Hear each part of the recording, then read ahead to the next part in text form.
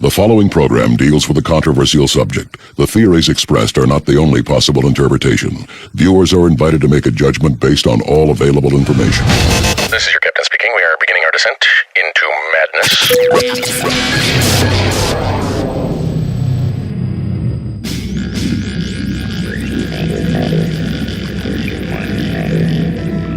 Open your mind.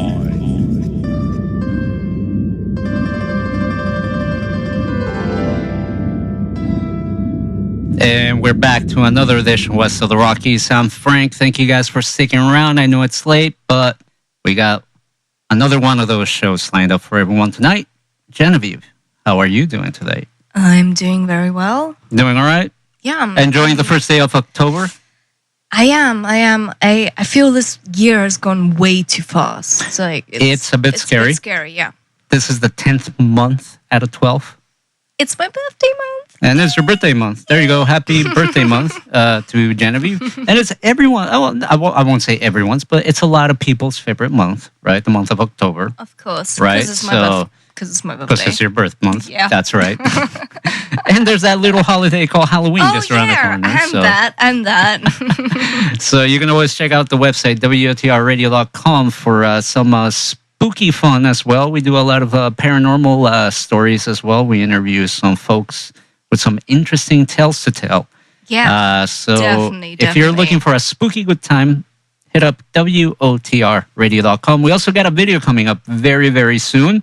And we just did a little preview of a tour in Blackstock Canyon as well. And that, though, if you're going to be in the LA area or the Orange County area, definitely check out the folks at hauntedOC.com because they're going to be debuting a tour. We went to the preview, which was super cool. That was pretty cool. But they're going to be debuting this tour to the general public. And I actually spoke to Ernie from Haunted OC just a few minutes ago, and it looks like the tickets are selling pretty fast. So if you want to check out, if you've never heard of Black Star, first of all, go Google it, open a new tab, and check that out.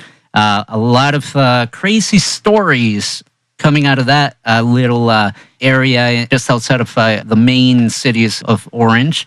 Definitely check it out. And be on the lookout. We'll be posting a video of the Omen House, which is a house up in Cielo Drive. Okay, yeah. Which is just this is crazy. 150 feet away from where the tragic Manson murders happened. If you're into Charlie Manson, from whatever direction you might be morbidly fascinated about, right? Yeah. Like, I mean, there's different angles, right? But most people are morbidly fascinated in some way or another. Yeah. And, well, we were there at the site and also at a neighboring site, which is where this investigation and walkthrough took place. Yeah, and we definitely caught some paranormal activity, I guess you can call it. Yeah, no, it was really kind of weird because I still like to call myself a skeptic because... You weren't looking very skeptical that night, I'll say that much. Well, the thing is, I'm happy to walk into a place and just be like, yeah, whatever. But when something falls over 5 times over and I can't find any invisible strings attached, I can't find any wind blowing, there's no windows open, and the thing is recorded on camera and it keeps on falling over exactly at a certain moments we talk about certain things, it gets a bit weird. And that is all in the video. It's definitely a pretty active location, and if you want to have your own experience there, David Oman is actually selling tickets for an upcoming investigation on a very appropriate date, October 13th. October 13th, which is actually a Friday. So it's I know, that's Friday crazy. That's going to be a massive investigation. If you want to go investigate, check out theomenhouse.com. OMAN. Want to make sure I say that right. Yeah, not Omen. Right. It's Oman. So that's happening October 13th. Definitely check it out. Last order of business here before we move on to our main topic. If you haven't done so, definitely check out our interview with the author and researcher Walter Bosley. We did an amazing interview with him based around his book, Origin, the 19th century emergence of the 20th century breakaway civilizations. We talked about the secret space program, UFOs, the bell or die Glocke. Am I saying that correctly? Die Glocke. Yeah, that.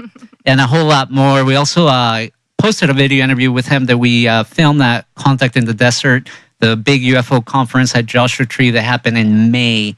So definitely head over to WOTRradio.com and check those out. But let's get down to brass tacks here, folks, because this show, I'm sure a lot of people are probably wondering how is this going to work out?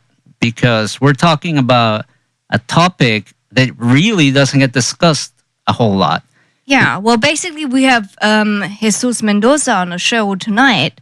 And, to summarize, he's essentially an electronic harassment victim. And that's not a thing that gets thrown around easily nowadays because it's quite a new phrase, and that's why people aren't taking it seriously. But it should be, given everything he has to account for. So he's an electronic harassment victim, and he's basically coming onto our show and talking about the dangers of Wi-Fi and cell towers, and he's got a petition going. He's a family guy who lives in Texas with his wife and his kids, and he's been shunned to a life of having to live in a trailer, essentially, outside of his own home, just in order to avoid contact with EM frequencies. So that's the basic radio, TV, internet waves that you get in every modern day household. So without further ado, let me go ahead and bring Mr. Jesus Mendoza to the conversation tonight. Mr. Mendoza, can you hear us okay?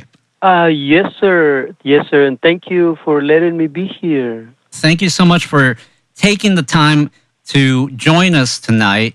First of all, I'm going to ask the first question that I'm sure is on everyone's mind. If you have this hypersensitivity, how is it possible for us to communicate? Are you able to use cell phones, or how do you manage to call folks around? Basically, I'm using a landline telephone in which your voice comes through an air tube. I cannot be inside my home. I'm in the middle of the lot, and right now I'm on an old Jeep with a little light, and that's how that's what I'm doing. I cannot be here, sometimes I can sleep here, but sometimes I have to move into a metal building. And if you don't mind, I can quickly explain, my condition. Please do. I am suffering of a painful, debilitating, and life-threatening electro-hyper-sensitivity. Exposure to the same radiation reaching children at school, including the microwave radiation emitted by Wi-Fi transmitters, cell phones, and wireless computers, causes me, among other things, swelling of vital organs, swelling of face, head and eyes, flu and allergy symptoms, rashes, and loss of skin, symptoms of heart attack and of stroke, and breathing, speech, hearing, concentration, and memory problems. The delayed effects of radiation exposures have been catastrophic. I have a history of life-threatening swelling of heart, and the swelling inside my skull has been so severe as to push an eye out of its socket. I cannot stay in my home but for a few minutes at a time, and I stay in an underground room in the backyard. For the most part, I have been homebound for more than 6 years. I have been violently ill several times. I'm in pain all the time. At times, I struggle to breathe even with oxygen. Every day is a different torture. My electro-hypersensitivity has been recognized by federal and state agencies and by courts as a physical medical condition and as a disability. To a lower degree, my 3 school children have symptoms of electro-hypersensitivity. In my family, we have several children born with brain damage, including the extended family. There's 10 of them. Mm-hmm. The common thing in these children is that the mothers were users of cell phones while pregnant. Experts are warning that the number of children with brain damage has increased from 1 in 10,000 to 1 in 50, and that if we continue exposing children and pregnant women to microwave radiation, in a few years we may end up with no child left without brain damage, and that by the time parents become fully aware of this hazard, we are bound to lose many of our children. Basically, what I'm gonna explain here is that a specific, concrete, and undisputed evidence on the federal record has proven beyond reasonable doubt that those in charge of educating and protecting our children have committed fraud on the course to conceal that school children are being exposed to power levels of radiation exceeding the federal safety limits which cause harm even to adults, to conceal that the same microwave radiation reaching children at school has caused harm to teachers, to firefighters, to police officers, and to other adults, to conceal that the radiation exposures at school are causing children electro-hypersensitivities and brain, eye, blood, nerve, heart, and DNA damage and other severe physical harm that defeats the purpose of education, to conceal that the radiation exposures at school are responsible for the poor academic performance and for the increasing number of children with brain damage and with learning and behavioral impairments, for the millions of visits to the school nurse, and for the millions of student and teacher absences for health reasons, for the increasing number of children collapsing in class and committing suicide, and for the increasing number of children suffering of life-threatening and of terminal illnesses, to conceal that the switch from wire to wireless internet in schools was not to improve education, but for illicit enrichment, to conceal that the lowering of academic standards in the state of Texas was to conceal the harm being caused on children's brains by the microwave radiation at school, to conceal that taking advantage of the pervasive corruption in this area, our children have been chosen to start an extremely dangerous and suicidal experiment bound to cause harm even to generations to come, and to conceal that the future of our children and our national security are being sold to the wireless lobby, as proven by the evidence cited on the petition to impeach 3 federal judges, and that has been posted at wirelesswatchblog.org. Now, Mr. Mendoza, this is obviously, we're seeing some of the comments here in the live meet chat, and I think I saw a couple of people saying something like, I didn't know it was this dangerous. Yeah, or something and people saying that they know other people who have experienced similar things as well. Yeah. So, obviously, this is something that is happening, and what we are seeing here is this culture of silence where nobody wants to talk about what's happening here and what effects these signals and frequencies are having on people. Let me backtrack a little bit, if that's okay with you. And I just want to ask you, when did you first start to notice that you had this hypersensitivity? That was back in 1998. At that time, I was using one of the first laptops, no Wi-Fi. Okay. And I was teaching at a university at that time. I was preparing my lesson plan and everything. And then I noticed that on and off, I was having sharp pains on my head. And eventually I realized that every time the fridge came on, the pain came into my head. So, I just moved my laptop away from the dining room and I went to another place and the pain ceased. And basically, eventually I realized that it was the fridge. And then when I was giving my lecture, eventually I was losing my concentration to the point that the students thought that I was on drugs or something. And eventually I found that right on top of my classroom there was a big transformers. And I asked for another room, and my health improved, but eventually I became sensitive to the fluorescent lights and to the air condition that were on the windows. This building did not have central air, it came to the point that I came home with my face so swollen that you could see my blood on my cheeks. It was. Eventually I could not even be inside the school.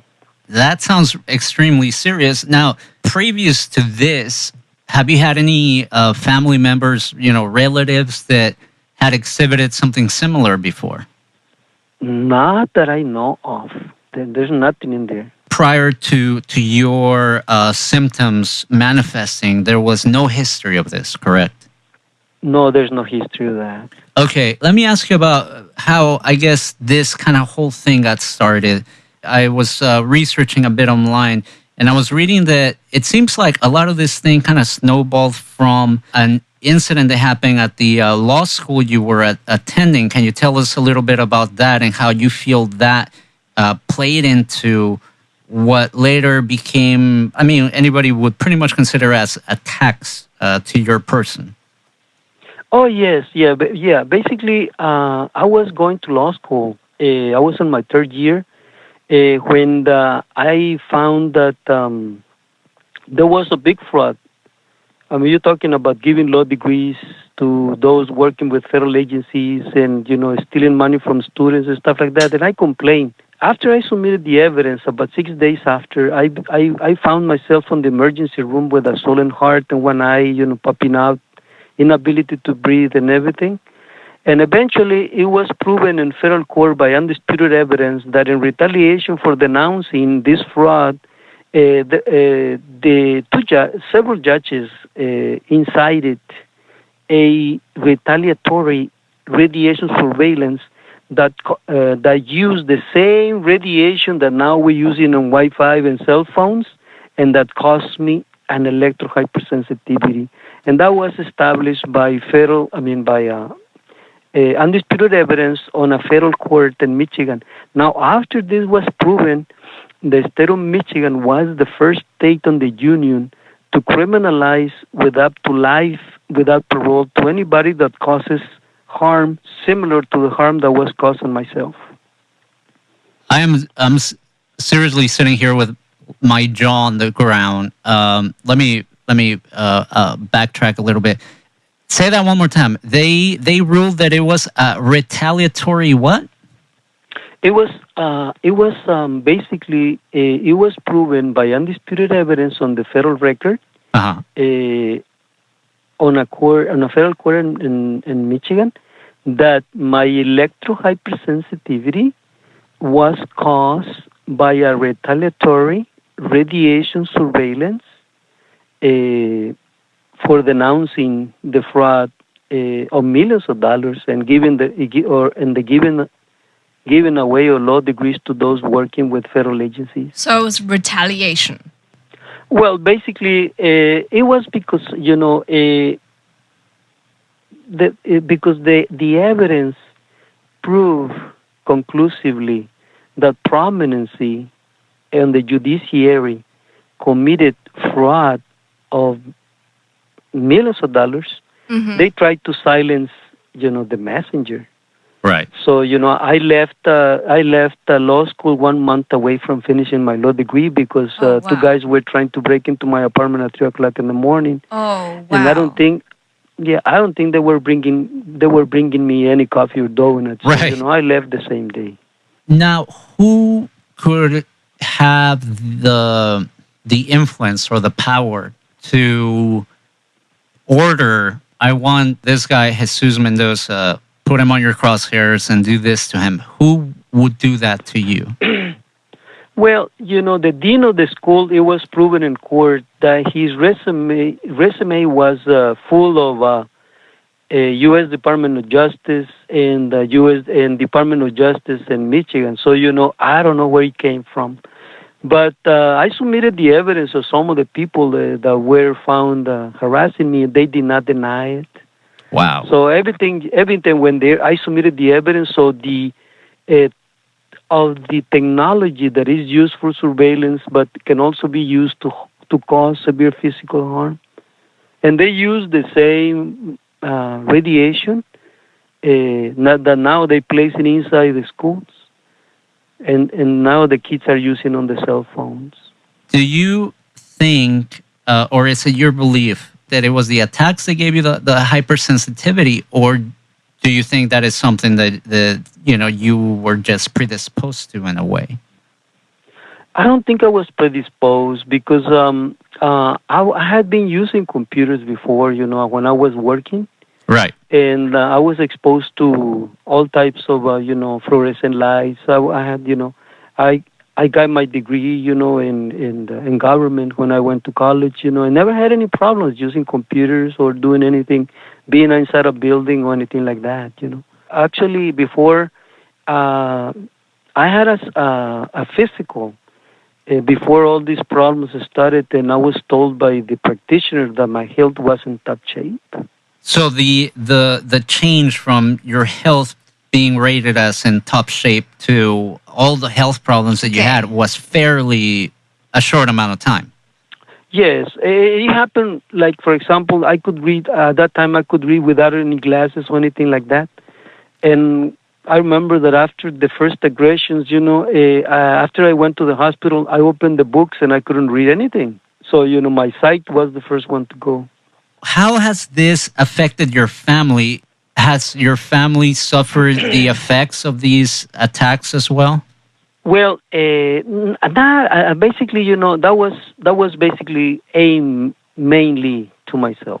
Has your family experienced any negative effects from? Yeah, at that time I wasn't married. Okay. No, I was married, but I didn't have any kids. Okay. Do you think your kids also developed this sensitivity because of their exposure to these frequencies? Or do you think that somehow it maybe has become genetic and, because you developed it, maybe got passed down to your kids? According to an expert, he testified in federal court that it was very likely that my kids inherited my condition because I had them when I was already electro-hypersensitive. Oh, wow. So you want to make sure that the people who caused this to you and your family afterwards are accountable, right? Well, no, necessarily. I don't have any vengeful feelings or anything like that. Basically, this facilitated for me to uncover a fraud to conceal that the Wi-Fi and cell phones used inside the schools are causing children severe physical harm. Okay, so you have and let me just give you there's a letter of a lady doctor with two kids with electro-hypersensitivity. This letter was sent to the legislature in Massachusetts, and she says, despite industry campaigns to create controversy and the peer-reviewed literature via creative study design, the current weight of the evidence demonstrates obvious harm from wireless technologies. The sum of quality peer-reviewed evidence amassed since the 1950s is so great that denial of this evidence is like denying the laws of gravity. And she says, this testimony, however, I write as the mother of two electrosensitive children who have been harmed by wireless technology and are no longer able to attend school. By telling our story, I hope to prevent other children and their families from being harmed as we have, physically, socially, emotionally, and mentally, and to give you an understanding of the human consequences of the omnipresent Wi-Fi and radio frequency radiation in our schools. My children ages 6 and 9 with physician-diagnosed electromagnetic intolerance have absolutely no access to an education in neither public or private school. My daughter, in May of 2016, my second-grade daughter reported immediate onset dizziness, nausea, and vertigo whenever the smart board was used in her classroom. With longer exposures, she reported confusion with very intense nausea and dizziness. My son, in December 2016, after starting a new school, my son developed new onset autism-like behavioral changes that were progressive. With each passing week, at the new school, he became progressively more aggressive and violent, attacking his sister many weeknights by punching and kicking her for no apparent reason. He also regressed developmentally and was no longer willing to dress, undress, or wash himself. And basically what she's saying is that we are the tip of the iceberg. Have we not figured out that microwaves was the cause of my son's behavioral changes and violent aggressions, he, with no doubt, will have ended up institutionalized and medicated, possibly for life. Currently, there are many kids being medicated for psychiatric conditions who may not have any medical problems aside from psychological manifestations on non-ionizing radiation. And this is just part of the letter that was submitted by her. My heart goes to her because we share some of the same problems. And if you don't mind, I can start telling you about how the fraud was committed on the courts to conceal that there's a slaughter of children in schools. I think we just have like a couple of questions. I have a quick comment because I received the documents from our good friend Ron Patton from Ground Zero Radio. And these are documents that I believe you put together with a lot of really, really compelling evidence to back up a lot of these claims. And I just want to share with folks a little bit of what was there. Because, as I mentioned earlier, we have touched on this subject before on the show, and we have wondered, things like Wi-Fi are such a new technology that it might take decades before we know the effects, but it looks like there are some people out there that are experiencing these effects now because of this sensitivity. And one of the things that it's in the documents that I receive, it's a quote, and I believe it's from one of the books that has been written on the subject. It says, "The people with electromagnetic sensitivity are the canaries in the coal mine, the harbingers of what's to come, and nobody wants to be bothered by facts that would burst their electronic bubble." Later in the same document, there's another quote that says, "Electromagnetic hypersensitivity is a physiological issue, not a psychological one, and it can be seen as a sickness or as I think it was like the word was something like a superpower or something, depending on the environment of the individual, although it is essentially both." And basically what I want to get folks to be conscious of, because I know that there's a lot of people that will say, well, it's all in their heads, or the amount of radioactivity in like a Wi-Fi signal is not nearly high enough to cause any trouble. But as I said, the folks that are experiencing the symptoms now, as I just read a second ago, to me are the canaries in the coal mine, right? Like they're the people that are kind of giving us like the red flag that, hey, maybe we should kind of look into this a bit more. So, Mr. Mendoza, why don't you go ahead and continue and tell us more about this? Thank you very much. Thank you for the opportunity to actually share this life-saving information with a lot of people, especially with those who may be skeptical about this. Because skepticism and ignorance is actually causing a lot of children to suffer unnecessarily. This tribulation started when I requested school officials to follow the doctor's orders not to sit my children in close proximity to sources of radiation. At that time, I submitted to school officials scientific evidence proving that the same microwave radiation reaching children at school has caused harm to teachers, to firefighters, to police officers, and to other adults, and proving that this radiation causes electro-hypersensitivity in brain, eye, blood, nerve, heart, and DNA damage, and other severe physical harm that defeats the purpose of education. Also, I submitted evidence showing that the radiation at school was responsible for the poor academic performance, for the thousands of visits to the school nurse, for the thousands of students and teacher absences, for health reasons, and for the increasing number of children suffering of life-threatening and terminal illnesses. In response, school officials removed some of this evidence from the record, and in retaliation for denouncing their falsification of government records, refused to follow the doctor's orders not to sit my children in close proximity to sources of radiation, and I filed pro se a federal lawsuit. During a hearing on my motion to compel school officials to follow the doctor's orders, in which I was allowed to appear by phone, school officials did not dispute the legitimacy of my electro-hypersensitivity, did not deny their falsification of records to conceal the harm being caused on children by the microwave radiation at school, and did not deny that in retaliation for denouncing their falsification of records, they refused to follow the doctor's orders.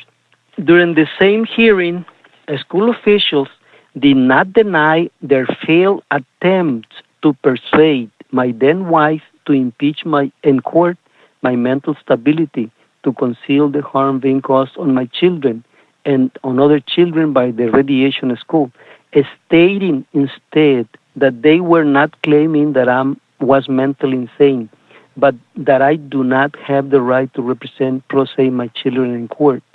During the same hearing, school officials did not deny that taking advantage of my then wife's illiteracy and family violence, they persuaded her to testify falsely that my children were healthy children. During the same hearing, my then wife admitted in court that my children scream in pain while asleep when meters show high levels of radiation, and admitted placing on the trash pictures showing the swelling and bloody lines on my children's eyes. Wow.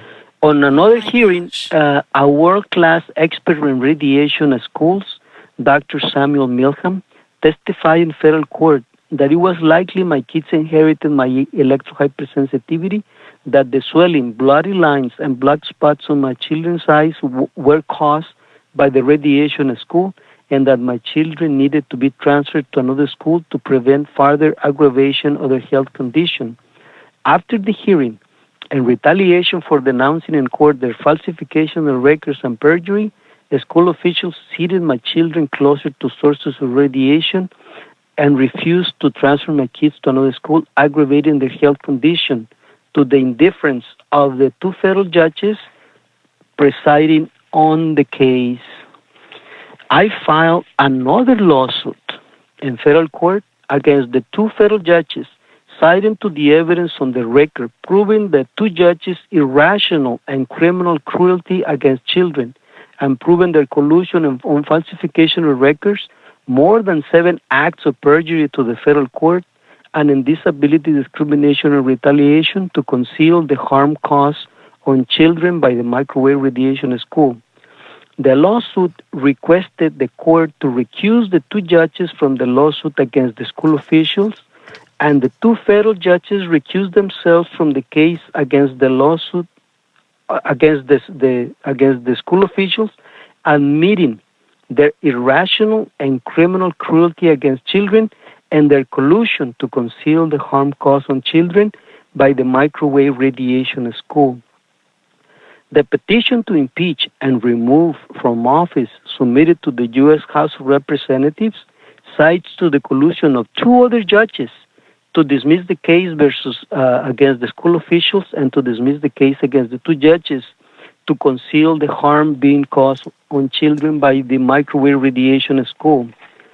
In April of 2014, to prevent expert medical evaluations for treatment of the harm caused on my children by the radiation at school, and to conceal the crimes being committed against children, a state district judge defrauded his court of a final decree of divorce, stating falsely, among other things, that I waived my right to a jury trial, and that with my signature I gave my ex-wife the exclusive decision on my children's health and education, and that I agreed to pay child and medical support minimum wage, and that I agreed to see my children only 24 hours per month. On March of 2016, the Texas Attorney General filed a lawsuit to enforce by incarceration the fraudulent support orders, knowing that the final decree of divorce was obtained by fraud, to conceal the crimes being committed against children, knowing of my inability to comply with the fraudulent support orders, knowing that because of my life-threatening electro-hypersensitivity, incarceration is for me a death sentence, and knowing that this was an attempt to silence with murder the fraud on the courts to conceal the crimes being committed against children. After the Texas Attorney General refused to withdraw the lawsuit, I filed a counter lawsuit against the Texas Attorney General, citing to the evidence on the record proving his collusion with others and and the fraud on the courts to conceal the crimes being committed against children.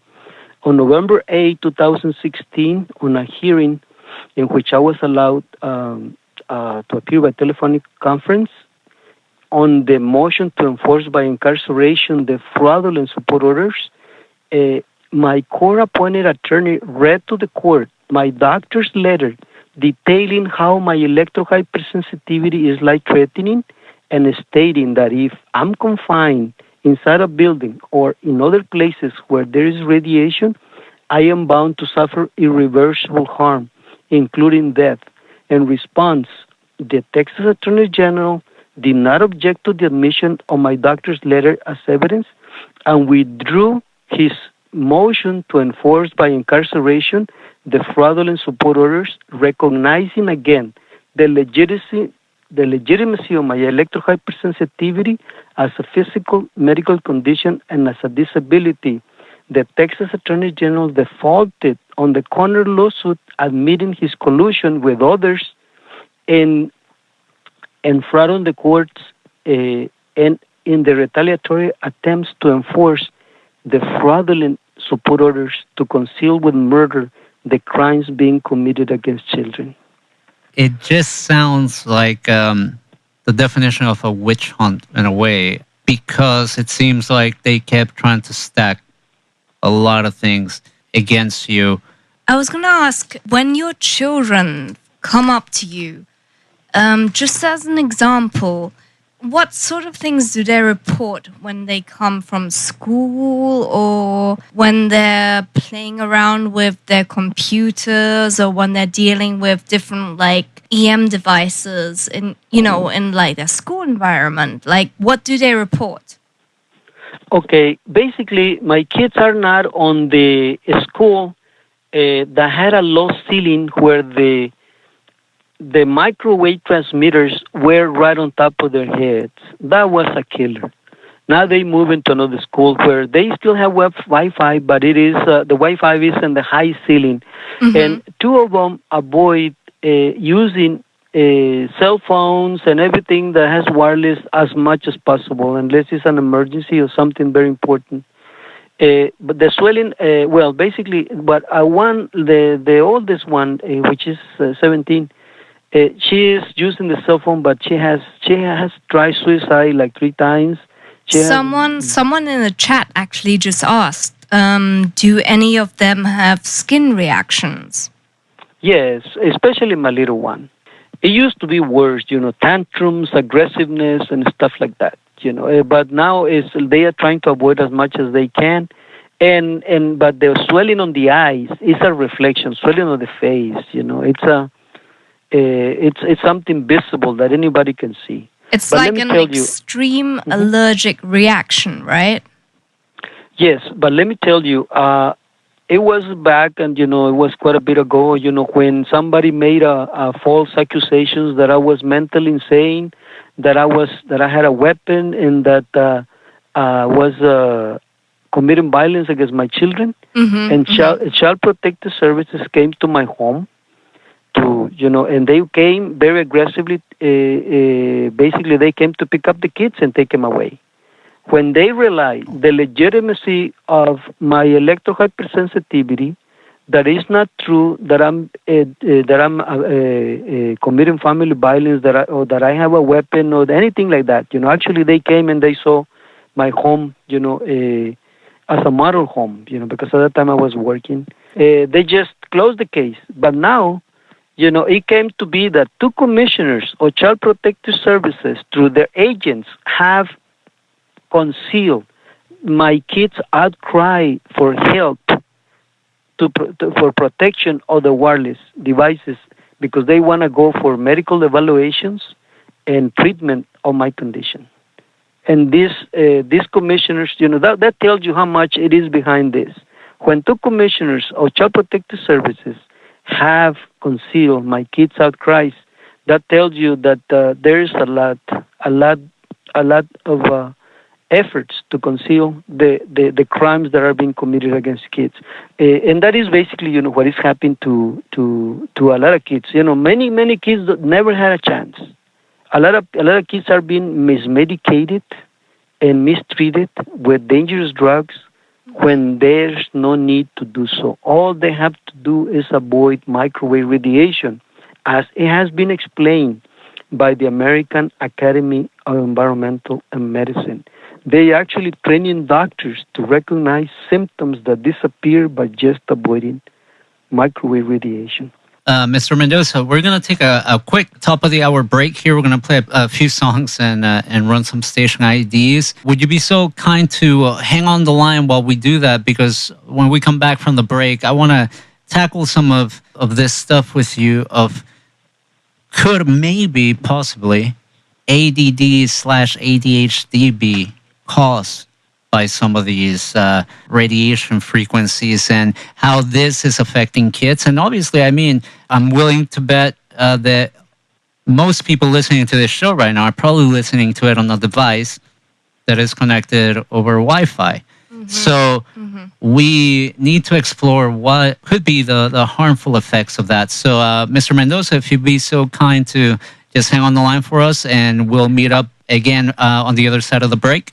Absolutely, by all means. Thank you very much. Awesome. Thank you so much, Mr. Mendoza. We're going to be right back here on West of the Rockies. And man, I don't know about you guys, but this is really, I kind of broke in a sweat here because this is some pretty serious stuff. And the ramifications, as Mr. Mendoza says, in his case in particular, seem to go pretty deep. No, the scariest thing is, I'm a fan of Reddit. One of the Ask Reddit questions a few weeks ago was, what's going to be the cigarettes of our time, of our generation? Oh boy, that's a great analogy. And one of the answers was Wi-Fi is going to be the cigarettes of our generation. Like, everyone thought cigarettes were great. They help your lungs. Apparently, the doctors would tell people, they help your cough. It's like, oh, you got a little problem there, smoke a cigarette. It'll clear it up. You got a cough, you got a speech impediment, just smoke a bit. Yeah, no, it's true. Well, there were even cartoons like that. You could find it on YouTube. There was like an old Flintstones cartoon where they were smoking like Winston's or some cigarette brand. No, they literally and this was like a kid's cartoon. It was prescribed by doctors. Right. It was prescribed to the King of England. Jeez. Because he had a stutter. He had really? Yeah, he had a stutter. Cure stuttering. Yeah, so he was prescribed it for like his throat and stuff. So, yeah, like Wi-Fi might just be like we're just so dumb and stupid that we don't realize that we're just being like inundated or we're being kept in the dark about the effects of Wi-Fi, because I think there's some big money now. I mean, think about it. Just to kind of close with a quote that's also in the document that Mr. Mendoza sent. We don't want to believe that our new toys, to which we are so attached and which bring in enormous profits, could also cause our demise or that of our children. But science is not about belief. Government's responsibility to their citizens should not be either. So we're going to continue this conversation when we come back from the break. I'm not trying to make light of the subject, but we're talking about all these frequencies and stuff, and I've actually been humming this song all week, and this is an REM song. And we got a few shout-outs. Oh, we got shout-outs. Of course, to Mr. Gross, to Sal, to Gorgeous Vendetta, and I Want to Believe 420 Troll, Anthony's on there, and Young Miguel, and a lot of other people, Wes Craven, and anyone else who wants to shout out, just put your hands up. That's right. So we're going to go to the as well. break just got one. With this REM track. This is called, what's the frequency, Kenneth? one of my favorite REM songs. Probably my favorite REM songs. I'm allowed to have a favorite REM song, right? Enjoy this one, guys. West of the Rockies coming right back. West of the Rockies with Frank.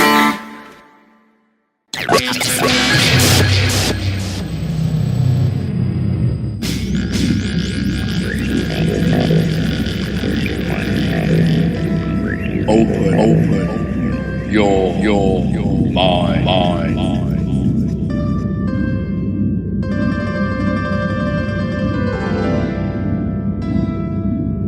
And we're back. So the second hour West of the Rockies. I'm Frank. Thank you guys for sticking around. I know it's getting late for some of the folks at home, but we're always happy to see everyone sticking around on the Ustream, tuning, Live Me. Big shout out to everyone on Live Me. I see that thing is popping. Live Me is great nowadays. I mean, it was all about iHeartRadio and Ustream and everything before, but Live Me, shout out to you. As always, I'm Engineer Frank on Twitter, West of the Rockies on Facebook. Don't forget to follow the show on Twitter at WOTR Radio altogether. And you can type that in as well on YouTube. You go to youtube.com/WOTR Radio, and it'll take you to our YouTube channel, and you'll find video interviews, radio interviews, event reviews, and a whole lot more. And if that's not enough, don't forget to check out the website, WOTRradio.com. As always, I'm joined by Genevieve at Genevieve Uway.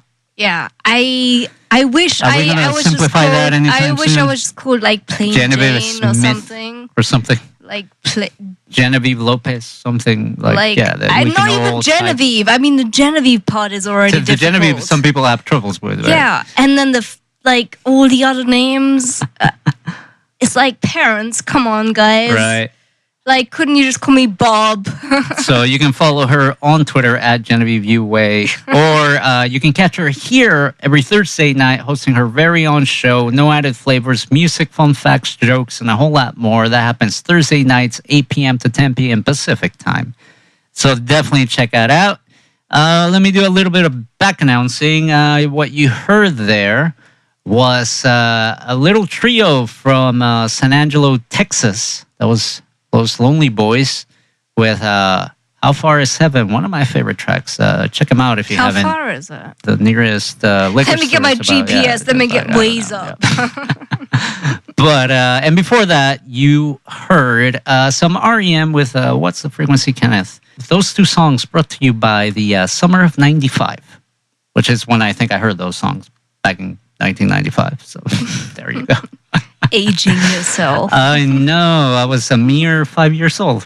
Will anybody believe that? You're minus 5 years old. Right. Let's get back into this because obviously we're talking about some really heavy stuff tonight, man. And coming to terms with the idea that something that has become so crucial to a lot of people's everyday life can be so harmful definitely makes you kind of rethink and try and process all this information in a certain way. Something basic like pollution, when you're driving your car and people realize that, pollution is actually pretty bad. It's like one car is not bad. But this is a different type of pollution. Right.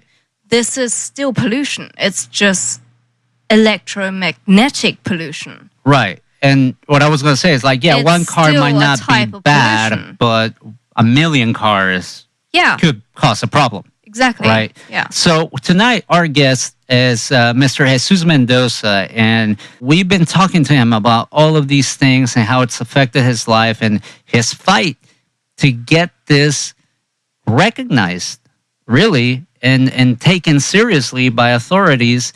And we're going to bring him back on the line and discuss a bit further what is going on with all of this. Mr. Mendoza, before we went to the break, you were talking about the effect that this stuff has on school-age kids while they're in school. A lot of things have been said about ADD, ADHD, even autism.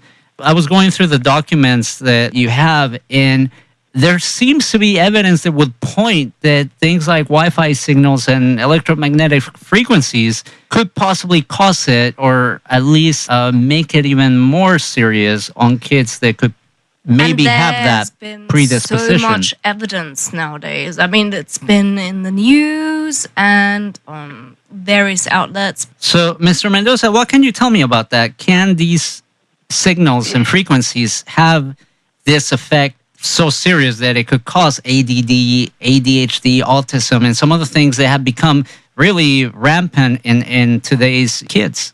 Yes, sir. And let me just cite some of the evidence, undisputed evidence on the federal record that proved the harm. The radiation, the microwave radiation reaching children in school exceeds 250,000 microwatts per square meter. And the scientific studies say that exposure from 1,000 to 5,000 microwatts per square meter of microwave radiation causes brain damage, even to adults. Now, autism and ADHD fits the definition of brain damage.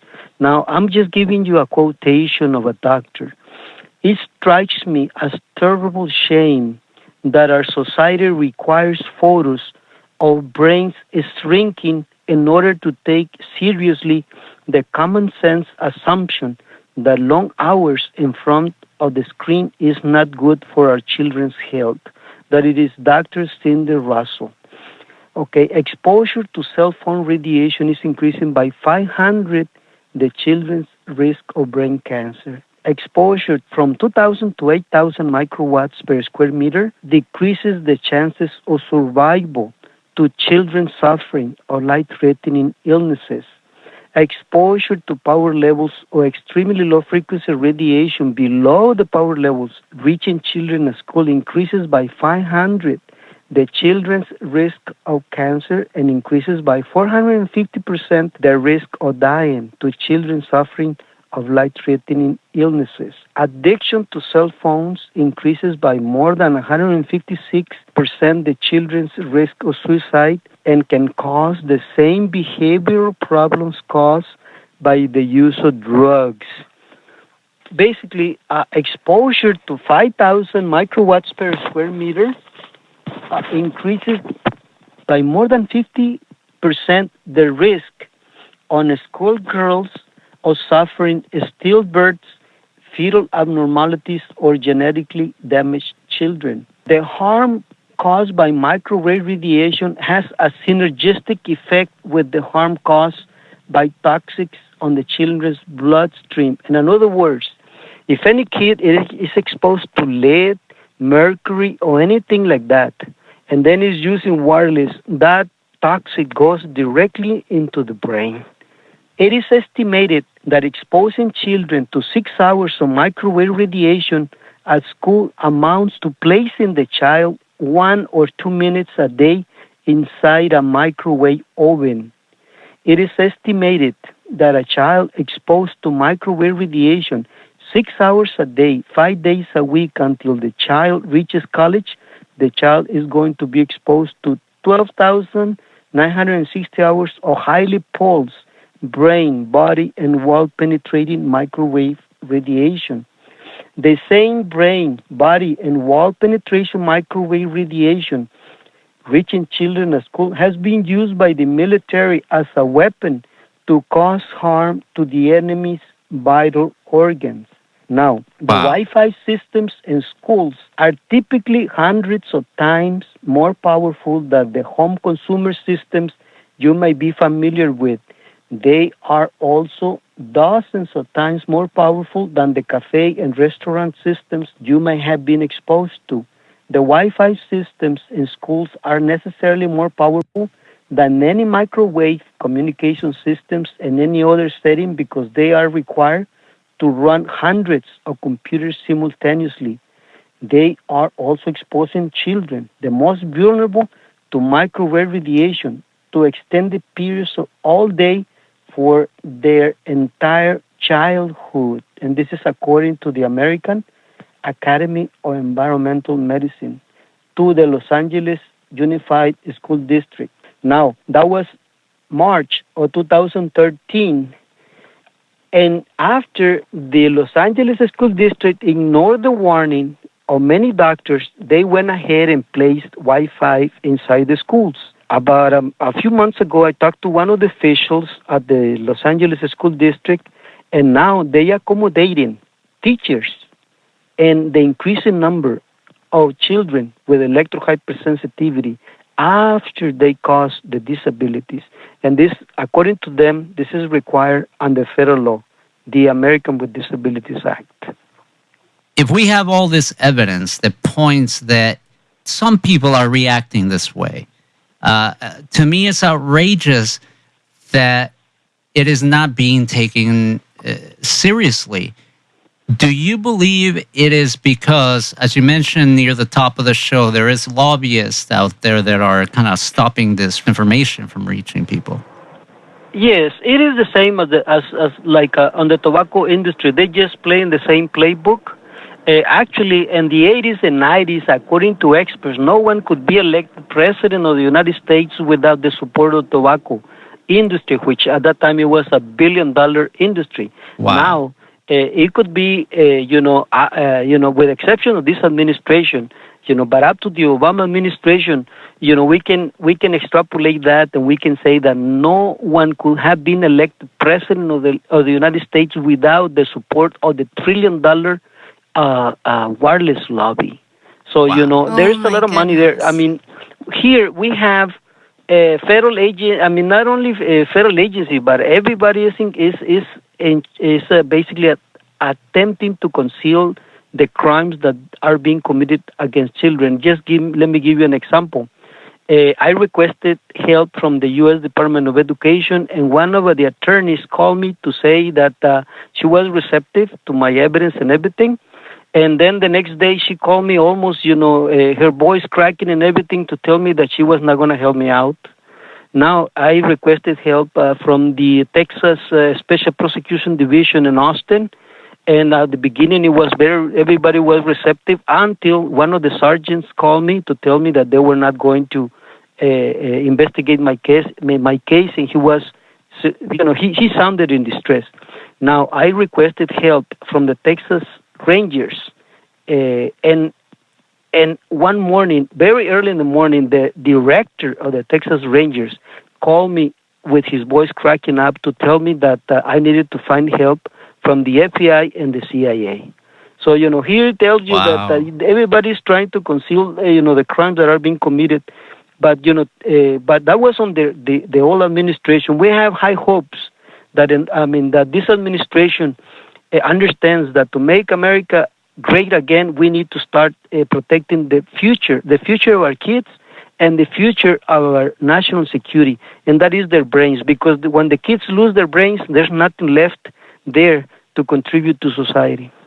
Yeah, no, we can only hope that at the very least, the welfare of future generations can be safeguarded under the current presidency. But basically, what we're trying to do, and it was proven in court, that the switch, from wire to wireless internet in schools was not to improve education, but for illicit enrichment, and that a piece of wire, a simple piece of wire, can save lots of lives and lots of pain and suffering. In other words, they don't need the Wi-Fi in schools. Now, people that go to different places is a different thing, but the place where our kids spend most of their childhood, it is another thing. And that's basically what I'm trying to make parents understand. And the purpose of the petition to impeach the 3 federal judges that has been posted in wirelesswatchblog.org can be used by parents to ask legislators to what they are going to do to protect our children. It took me more than 2 years to draft that document on a mechanical typewriter. And it was very painful because I'm in pain 24 hours 7. So, but the evidence, we're not dealing with allegations. We're dealing with a specific, concrete, and undisputed evidence proving fraud on the courts to conceal the harm that is being caused on children. Now, this opens another can of worms. And in other words, that is massive medical malpractice. And in other words, despite our official recognizing of electro-hypersensitivity, and despite of more than 20,000 peer-reviewed scientific studies documenting the symptoms of EHS and of the harm caused by radiation, in most cases, even outstanding and brilliant traditional doctors know nothing about the harm caused by microwaves and continue misdiagnosing and mismedicating symptoms that disappear with avoiding radiation, even when treating the harm caused by radiation with drugs can be fatal, especially on children. Now, the doctors are totally on the dark on the dramatic increase of children suffering of brain damage and of learning and of behavioral impairments, of the dramatic increase in student absenteeism, on the dramatic increase of children collapsing in class, on the dramatic increase of children committing suicide, on the dramatic increase of children dying of painkiller overdoses, on the dramatic increase of children born with life-threatening and with severe disabilities, on the dramatic increase of children suffering of life-threatening and terminal illnesses, and on the dramatic increase of children suffering of electro-hypersensitivity.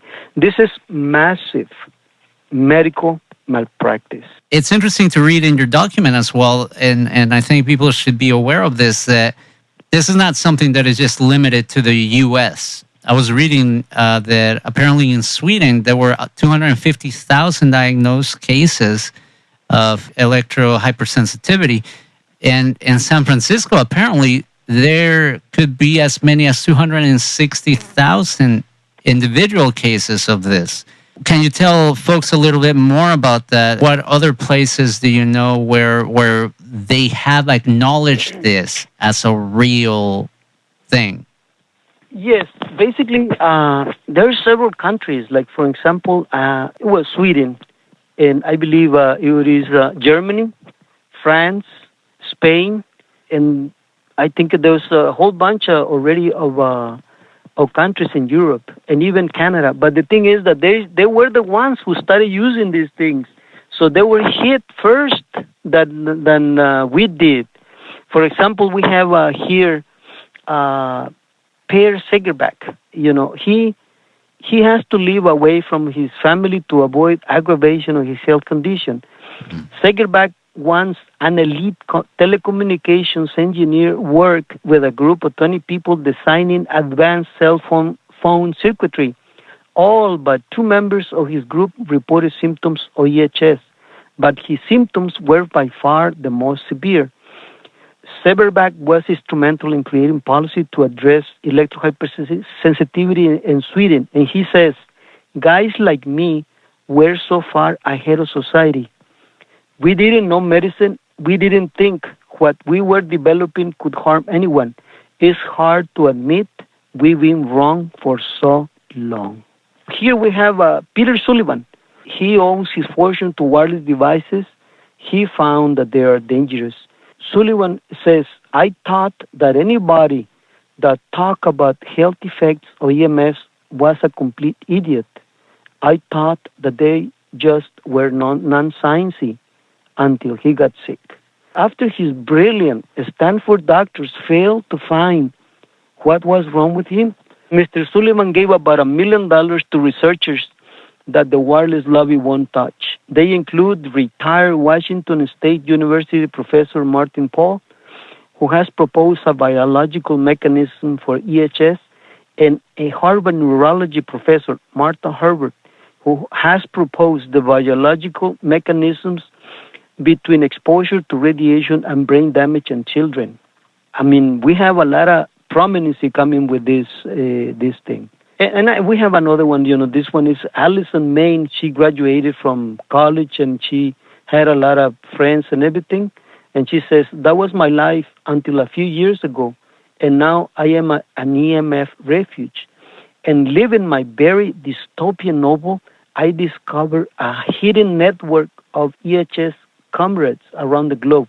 Former designers, lawyers, bankers, pilots, teachers, students, brilliant, accomplished, hardworking, highly educated individuals of all ages who have been forced to leave their career, school, home, family, friends, and community, their financial worth, their entire reality to go off the grid in order to heal, to seek peace with their bodies, to make the pain stop, to be able to breathe again, think again, sleep again, exist again.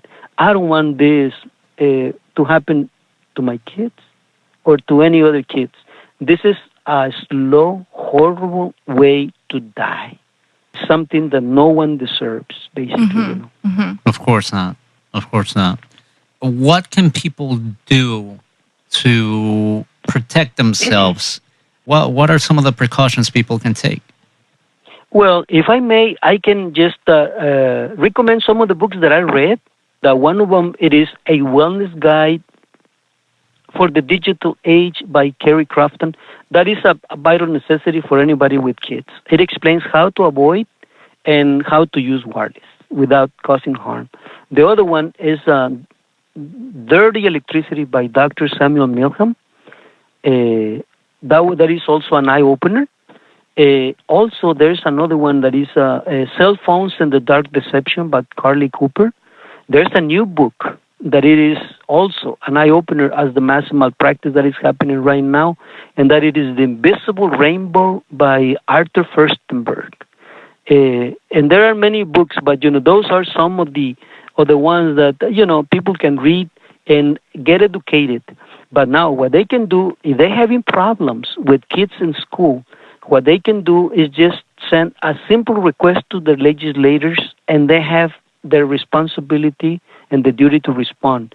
What are they going to do to protect our kids from the harm caused by the wireless devices inside the schools? And they can attach a link to the petition to impeach federal judges. And that one is posted on wirelesswatchblog.org on the subsection of case law and J. Mendoza. Thanks God that is being posted there. And they can use that evidence to defend and protect their kids. And if I may, if I could give my telephone number for parents that have the same situation, I'll be glad talking to them. It's 956-583-7012. 956-583-7012. That is extremely generous That's of you. amazing. Mr. Mendoza, what can I say? I mean, you definitely have left us with a lot to think about and a lot to consider. And I hope that people that listen to this show and got a chance to hear you tonight will definitely look into this stuff, because it could be very, very detrimental for our kids. So I definitely want to thank you so much for taking the time to be with us tonight and sharing these very difficult experiences with us. Oh, thank you very much for being angels, sir, ma'am. It was very nice that you allow me to be here so I can explain to people that something that they don't see and they don't hear, but that is taking the best of our kids. No, That is thank you so much, Mr. Mendoza. You're Thank very you welcome. so much. You're very welcome. And that was Mr. Jesus Mendoza.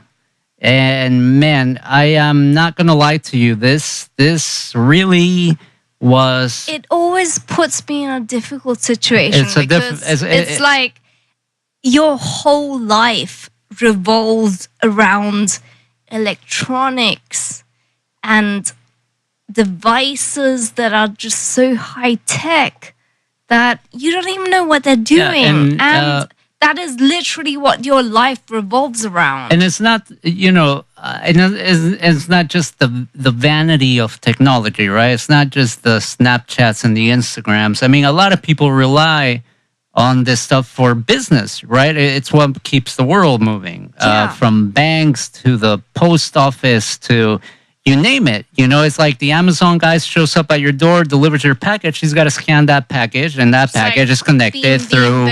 It's like, like a hotspot. And it's just like... it's just everywhere you go, people have at least 1-2 gadgets Yeah. that are running, off of these signals. So... It's not just your one cell phone. Everywhere you go, there's Wi-Fi signals, Wi-Fi devices. I remember there was a really interesting article that came out about a year and a half ago. Somebody managed to be able to visually show Wi-Fi signals. And it was a scary thing. if you look at a visual representation of a Wi-Fi signal, like they had when a they do special things camera like and when thing, they get bugs running around the Wi-Fi signals, and it's stuff just like that. bizarre. Yeah. It's scary, and it's like, and I hate to feel like it's become a necessary evil.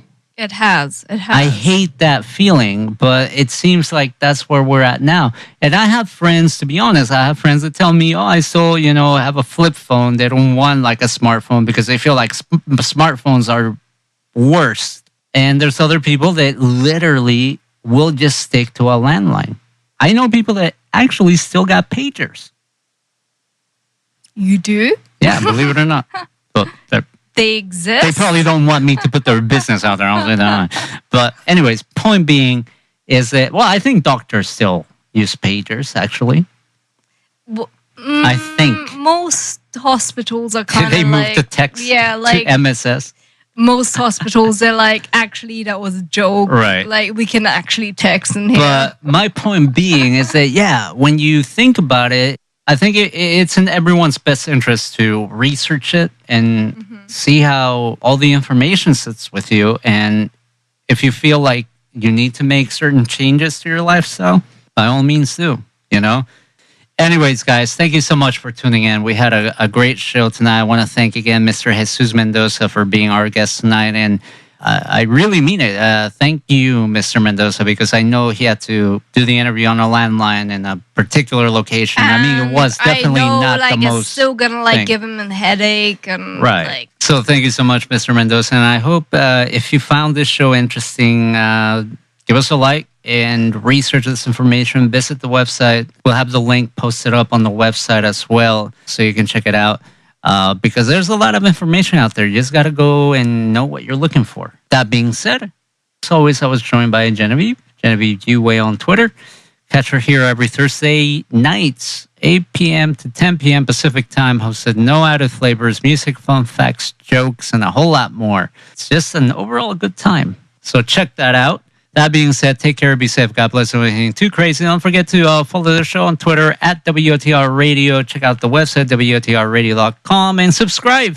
Subscribe on iTunes to the podcast. Subscribe on YouTube to the channel, youtube.com/WOTR Radio. I'm your humble host, Engineer Frank, on Twitter. Check that out. And I'm just buying time because I don't even know what to play to go out of because I'm still thinking about this whole Wi-Fi situation. Song. Yeah. Anyways, we're going to go out with another song from the summer of 95. I might as well keep the theme going at this point. This is Lenny Kravitz, Rock and Roll is Dead, from the album Circus. Enjoy, guys. We'll see you next week. Take care. Bye-bye. Bye. West of the Rockies with Frank the Engineer on the Independent FM, Los Angeles.